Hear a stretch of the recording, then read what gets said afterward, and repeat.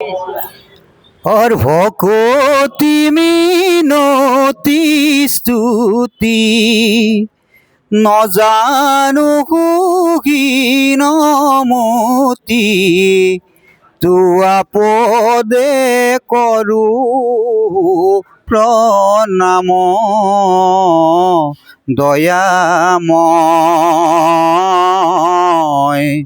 কৰা দয়া প্ৰভু নাৰায়ণ।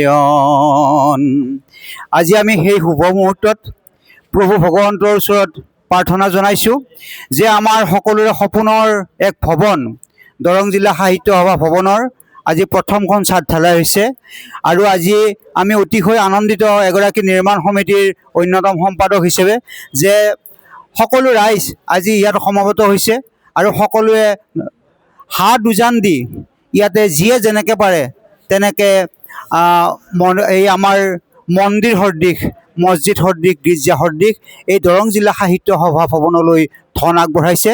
গতিকে যিসকল বদান্য দাতাই আমাৰ দৰং জিলা সাহিত্য সভা ভৱন নিৰ্মাণৰ বাবে তেওঁলোকে ধনৰাশি আগবঢ়াইছে তেওঁলোকক আমি দৰং জিলা সাহিত্য সভাৰ নিৰ্মাণ সমিতি লগতে দৰং জিলা সাহিত্য সভা সমিতিৰ তৰফৰ পৰা লগতে আমি অসম সাহিত্য সভাৰ কাৰ্যনিৰ্বাহক সদস্য হিচাপেও অসম সাহিত্য সভাৰ তৰফৰ পৰা ধন্যবাদ জ্ঞাপন কৰিছোঁ আৰু আমি আশা ৰাখিছোঁ যে কম দিনৰ ভিতৰতে আমাৰ এই সপোনৰ যি ভৱন সেই ভৱন নিৰ্মাণ হৈ উঠিব আৰু গোটেই দৰংবাসী ৰাইজে ইয়াত তেওঁলোকৰ যি চিন্তা চৰ্চা তেওঁলোকৰ যি সাহিত্য কৰ্ম তেওঁলোকৰ যি সাংস্কৃতিক কৰ্ম সেই গোটেইখিনি কাম তেওঁলোকে আহি ইয়াতে কৰিব পাৰিব আৰু নতুন প্ৰজন্ময়ো আহি ইয়াতে উৎসাহ বোধ কৰা এক পৰিৱেশ সৃষ্টি হ'ব বুলি আমি আশা কৰিছোঁ।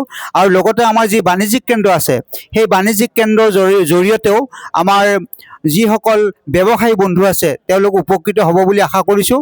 লগতে সেই ব্যৱসায়ী বন্ধুসকলৰ সেই যিখিনি দোকান পোহাৰ আছে সেই দোকান পোহাৰৰ জৰিয়তে আমাৰ সাধাৰণ ৰাইজো উপকৃত হ'ব বুলি আশা কৰিছোঁ।